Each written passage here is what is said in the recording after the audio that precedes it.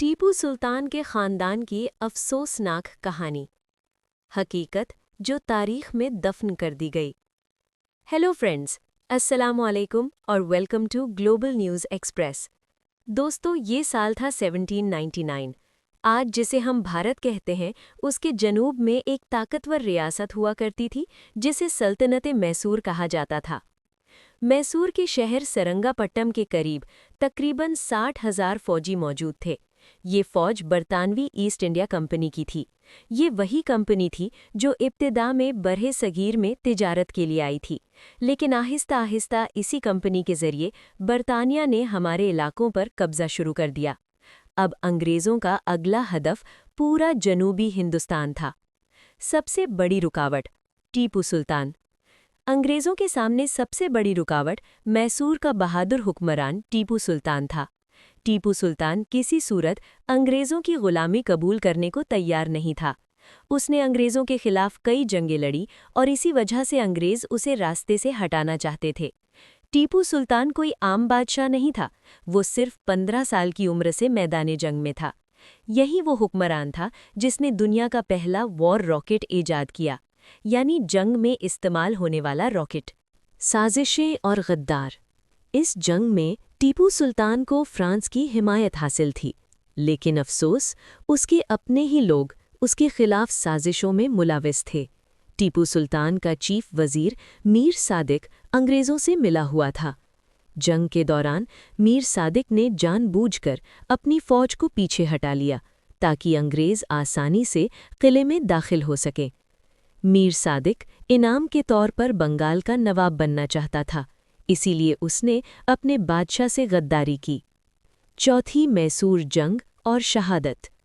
टीपू सुल्तान की फ़ौज सिर्फ 37,000 सिपाहियों पर मुश्तमिल थी, जबकि अंग्रेज़ों के पास 60,000 से ज़ायद फ़ौजी थे। ये जंग तारीख़ में चौथी मैसूर जंग कहलाती है। इसी जंग में टीपू सुल्तान शहीद हो गया।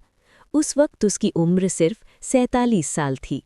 अंग्रेज़ जनरल ने कहा था, आज हमने पूरा बर्र-ए-सगीर फ़तह कर लिया है। शहादत के बाद ख़ानदान का अंजाम। लेकिन सवाल ये है कि टीपू सुल्तान की शहादत के बाद उसके ख़ानदान के साथ क्या हुआ। टीपू सुल्तान के तकरीबन 20 बच्चे थे। 1801 में इसकी शहादत के सिर्फ 2 साल बाद पूरे ख़ानदान को मैसूर से सैकड़ों किलोमीटर दूर वेलोर के किले में कैद कर दिया गया। तकरीबन 600 अफराद 7 साल तक वहाँ कैद रहे। वेलोर बगावत 1806। 9 जुलाई 1806 को वेलोर किले में एक ज़बरदस्त बगावत हुई। वो फ़ौजी जो अंग्रेज़ों के लिए काम कर रहे थे, अचानक अंग्रेज़ों के खिलाफ खड़े हो गए। उन्होंने टीपू सुल्तान के बड़े बेटे फ़तेह हैदर को अपना बादशाह करार दे दिया। ये वाक़या वेलोर म्यूटनी कहलाता है और ये बरे-सगीर में अंग्रेज़ों के खिलाफ पहली बगावत थी। ख़ानदान की जलावतनी। अंग्रेज़ों ने इस बगावत का इल्ज़ाम टीपू सुल्तान के ख़ानदान पर डाल दिया। फैसला किया गया कि इस ख़ानदान को इस इलाके से बहुत दूर भेज दिया जाए। चुनांचे उन्हें बहरी जहाज़ों के ज़रिए कलकत्ता मुंतकिल कर दिया गया। उन्हें कलकत्ता के इलाके टालीगंज में रखा गया। गुर्बत और ज़वाल। कलकत्ता में टीपू सुल्तान के ख़ानदान की ज़िंदगी इंतहाई मुश्किल हो गई। अंग्रेज़ों ने उनकी पेंशन बंद कर दी। अगले 30 से 40 साल में टीपू सुल्तान के 11 बेटे वफ़ात पा गए। आखिर में सिर्फ एक बेटा जिंदा बचा, जिसका नाम था ग़ुलाम मोहम्मद। आज टीपू सुल्तान का ख़ानदान।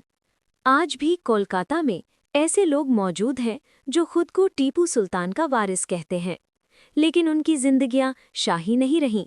ज़्यादातर लोग मजदूरी, रिक्शा चलाने या आम नौकरियां करके गुजर बसर कर रहे हैं। एक मिसाल प्रिंस अनवर शाह हैं, जो शाही ख़ानदान से होने के बावजूद आज सादा ज़िंदगी गुजार रहे हैं। इख्तिताम।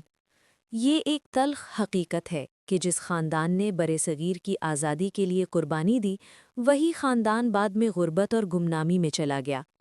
लेकिन आज भी ये लोग अपने बहादुर बुज़ुर्ग मैसूर के टाइगर टीपू सुल्तान को फ़ख्र से याद करते हैं। अगर आपको ये वीडियो मालूमाती लगी हो तो वीडियो को लाइक करें, ग्लोबल न्यूज़ एक्सप्रेस को सब्सक्राइब करें और कमेंट में अपनी राय ज़रूर दें।